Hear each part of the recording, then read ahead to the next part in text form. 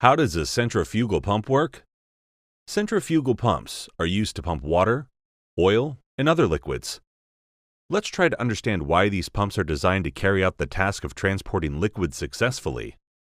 The main elements of a centrifugal pump are the casing and the impeller, which drives the liquid. The impeller is mounted on a shaft. The shaft can rotate on bearings. The power is transmitted from the motor, most often an electric motor, to the shaft. The impeller of the pump rotates, together with the shaft. The vanes in the impeller act on the liquid and make it rotate. The liquid particles are accelerated. As a result of the impact of the vanes, the energy of the liquid flow is increased. The accelerated liquid particles enter the volute, which converts part of the velocity into pressure. The diameter of the passage section of the voltage in the discharge nozzle gradually increases. The fluid velocity decreases, and the pressure, according to Bernoulli's law, increases. Three main types of impellers are used in centrifugal pumps: closed with back and front discs, vanes and fairings. Semi-open with the vanes are free on the front side. Open with the vanes free on both sides. If bearings support only one side of the shaft, the pump is called a cantilever pump. It is a versatile design that is used in small and medium-sized pumps. A heavy impeller cannot be cantilevered. In this case, the shaft is mounted on bearings and the impeller is placed between them. This construction scheme is well suited for double suction impellers where the vanes are placed on both sides. A double suction impeller allows liquid to enter the impeller blades from both sides.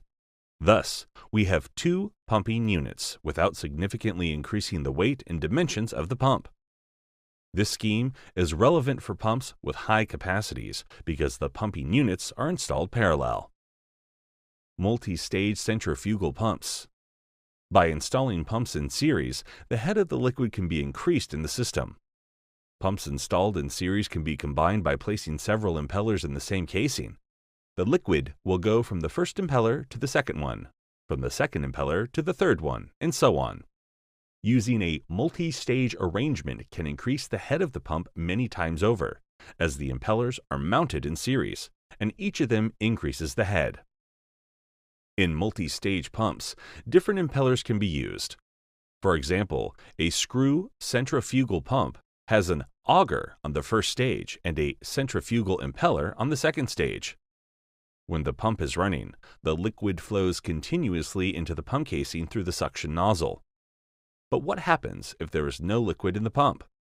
For example, when the pump is first switched on, the pump casing will be empty. For the liquid to fill the pump, the pressure in the pump casing has to be lower than the atmospheric pressure. Then, the atmospheric pressure will cause the liquid to fill the casing. To reduce the pressure in the pump, some of the air has to be pumped out of the casing. Is an ordinary centrifugal pump able to do this? The answer is no, because the particles move in the pump due to inertia, which depends on mass. The mass of air particles is much lower than that of water particles, so it is impossible to pump air at speeds that a centrifugal pump operates at. For this reason, centrifugal pumps must be primed before switching on, either through a special channel in the casing or through the discharge nozzle. If you are interested in rearranged pumps or other designs, let us know in the comment section, and we will try to make a video about them.